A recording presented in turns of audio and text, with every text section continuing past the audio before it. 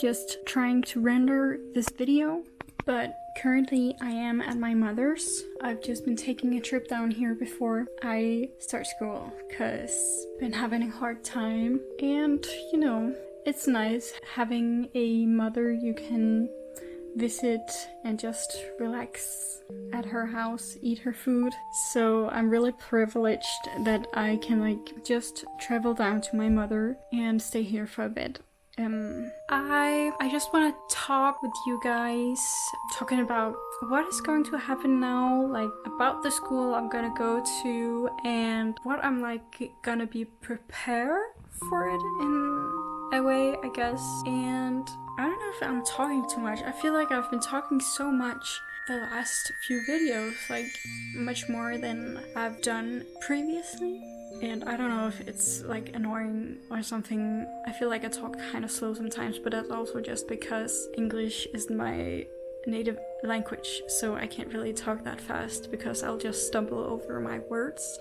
I'm trying really hard right now to not stumble over my words because it's you know, wow, my mouth really gotta move for it to follow my brain. Today I just woke up, but me and my mom were going to Germany because my mom, she actually lives really close to the Danish border. So we're going to Flensburg just to eat some sushi because they have really cheap sushi over there. We go there a lot when I'm home. 1, 2, 3, 4, 5, 8.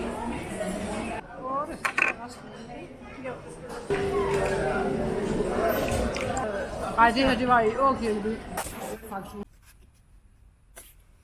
Very soon I'm gonna be starting art school again. Or not again, it's no art school, but you know what I mean. I've been going to art school before, but not this one. And I guess I kind of wanna share with you guys what I kind of prepare before I start, because this might help somebody. Okay, so first of all, what is the art school I'm gonna go to? What is it? How to explain what a højskole is, which is the type of school that this is in Denmark. So I pulled up the official website on it. I didn't know they had one in English. So I guess they translated it to folk high school, which I guess makes sense. I don't know why they just didn't call it folk school. In my mind, high school is something you do when you're younger, but I don't know. A folk high school is a non-formal residential school offering learning opportunities in almost any subject. Most students are between 18 and 24 years old. It is a boarding school, so you sleep, eat, study, and spend your spare time at the school. There are no academic requirements for admittance, and there are no exams, but you will get a diploma as a proof of your attendance, which you can use for a lot of different things, even though it's not academic in the same way a high school diploma is. Daily life at the schools. During your stay at a folk high school, you live, eat, study, party, and clean together with other students. Everybody has the same duties and the same rights, regardless of sex, social range, religion, nationality, ethnicity. I think that's how they want it to be. This is the dream, I guess. I don't think it's always like that. This whole thing about it being very inclusive, it has been criticized a lot for being for rich kids, because you do actually have to pay for it a lot, very much. There are schools that cost less, but I think a lot of stuff is missing from this conversation, that it is mostly rich kids that can afford to go to these schools. I also worked and saved up for my folk school, Testrup High School, which I went to a year ago. But I also had a lot of my parents had set up a childhood fund for me and I actually also used half of that. So, and I know there were people who really did, a lot of people who really did save up on their own.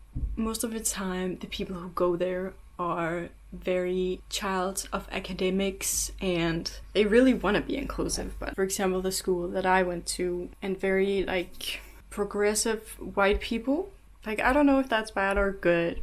All I know is that it's not that inclusive as they say it is. The folk high school I'm gonna go to, it's a bit different than normal folk high schools. It's a school that is all about preparations for other higher education. And it's also not typical in the way that I'm not gonna be living there, which also means that it costs way less. I think it's about 15,000, which is a lot less than, for example, Testrup High School, which was like, I don't even remember how much, but it's a quite expensive one, actually, one of the expensive ones. And this I've been saving up on my own. So it is basically just like a big long portfolio course. There is also like normal folk high schools that have schools for building portfolios where you can live. I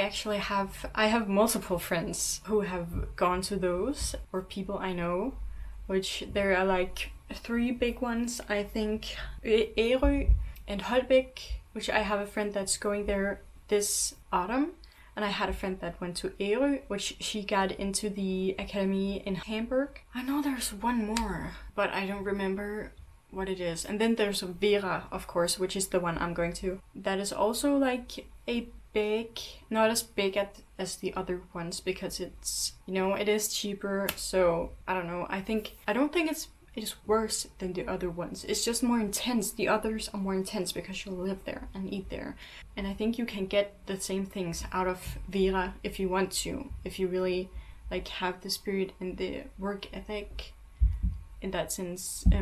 Obviously Ærø and Holbæk are both also quite expensive, so that's also why I didn't choose them. Like Stine, the one who went to Ærø, she's asked me multiple times why I don't go to Ærø, because I know it's a really good course and I think it would really fit me also, but I just don't have the money or the time to spend saving up. So there is the art course, there is architecture and design, there is photograph, beklædningsdesign, which is like just clothing design, graphic communication, and the art course has 2 courses, which is the A and the B course, and I'm gonna have the B course. The course is a development and a expansion of your artistic practices. In the teaching, the goal is to help every student to build and strengthen their artistic fundament. I tried translating it on their website. I don't know if that really went so well, but yeah, I'll show you guys more of what it is and what's going on in the future. But now my camera is about to run out of battery, so if we take the school that I'm gonna start at as like a baseline for what I'm gonna need to start, because I guess this won't necessarily also be necessary for other kinds of art school, but since this is a portfolio kind of course, you really don't necessarily need to prepare anything at all. Like, I think so there's one specific thing that I've really thought about getting and kind of researched a bit about what specific I should get, and that is a external hard drive. And I got that specifically because I read this article. It was in Danish and I'm not sure if I can find it. I've tried finding it again, but it was basically someone who went through the portfolio process and acceptance process of art academies, and then talked a bit about what he would have liked to know before starting his process of making his portfolio. One thing he wrote about was an external hard drive. That is what I've gotten.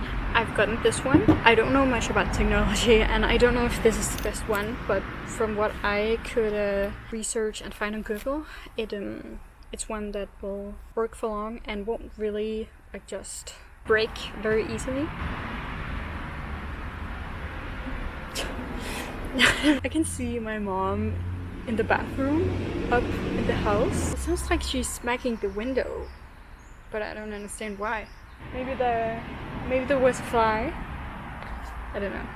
So that was the one I got. I got the 4 terabyte one, so it holds a lot of storage. You don't have to worry about filling up the space on your computer or a phone with pictures. Oh yeah, the reason that you do need a hard drive is, or that was something that he wrote about as well, is that he wrote about how important it is to document everything with pictures. To just document everything. Documenting every part of your process, like throughout making stuff, whatever you're making, if it's painting, if it's film, if it's some other kind of medium, it doesn't matter, document it. Because you never know what you're going to need in applying to different schools. It's gonna come really in handy having a hard drive. I hope the cars aren't too loud. Also, I bought a cup, which might sound really random, but that was something that the school specifically asked us to prepare that can be at the school permanently, because they have coffee there. We have our own individual cups, and I think it's also quite common on højskoler. And obviously I'm really excited to start. It's gonna be a lot of fun. I've been waiting a year for this. I'm actually gonna be starting soon.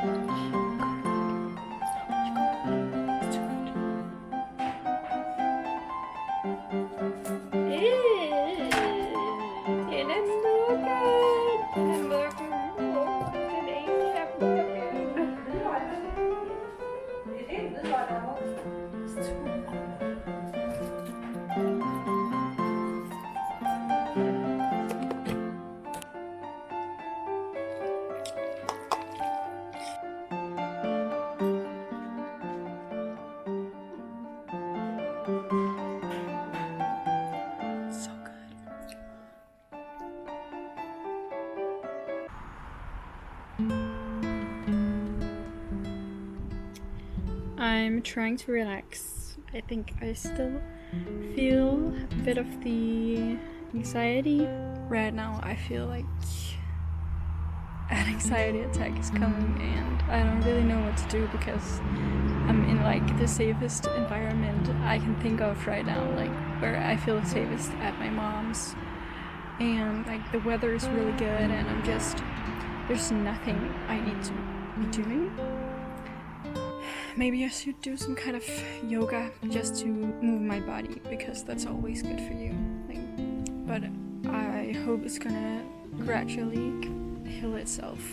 I've been stuck in survival mode for quite a while now, so I guess it was kind of dumb or something to expect it to just disappear. But at least my mind is gonna be filled with other stuff when I start school that might really make a difference, I think.